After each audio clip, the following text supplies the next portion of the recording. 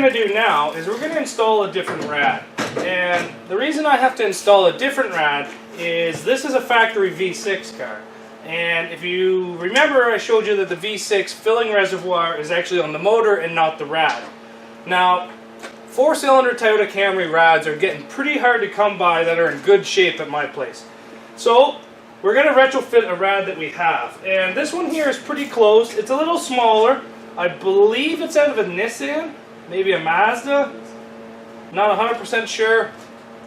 What we're going to do is we're going to drop it in, we're going to reroute the hoses and get it to work. It's going to be a pretty easy fit, but the great thing about it is it's smaller than the factory rad, so I can put some foam around it and attach my straps.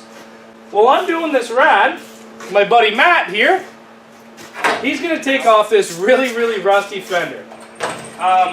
There's no strength left to this fender at all, so what my plan is to do is to take this fender off and put a Toyota Camry fender on. So Matt's going to do that, and I'm going to do the rad. Let's see how this goes.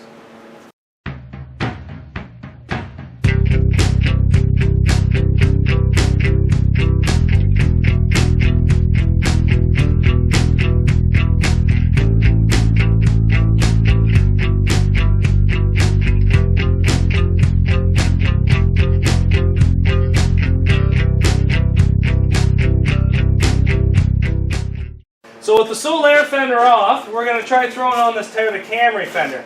Now I know the body lines aren't going to match, but I don't think that really matters. We're going to call it a Camola. I'm just joking.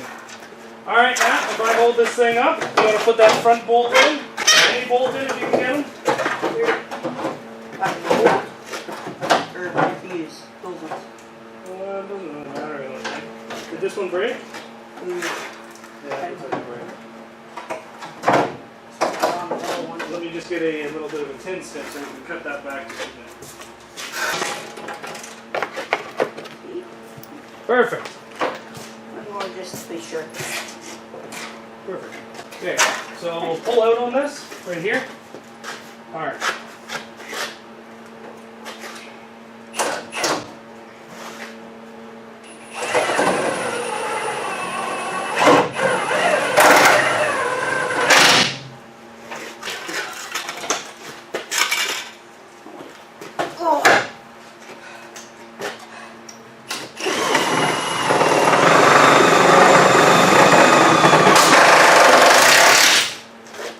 Hard work. We got easy work today. You're not on the camera there, buddy. That works. And that off. So, hunk of crap is off now. And our good old beautiful fender is on. Just like that, that's how we do it. Blue fender! Let's get back to the rad.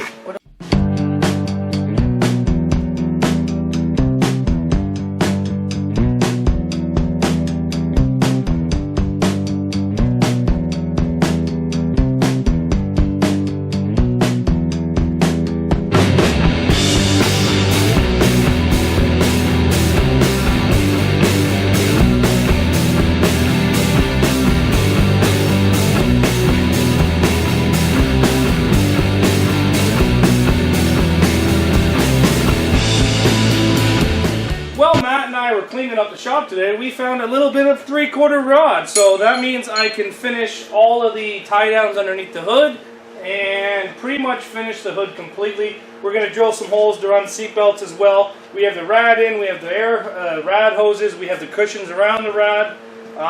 So yeah, we're pretty much ready to put these in, and pretty much underneath the hood will be done after that. Maybe just a little bit of wiring tying up and running the wires for our electric fans. But I'm not ready to do any of that electrical yet because I don't have any more toggle switches, so I gotta go buy some toggle switches. But let's get these welded in.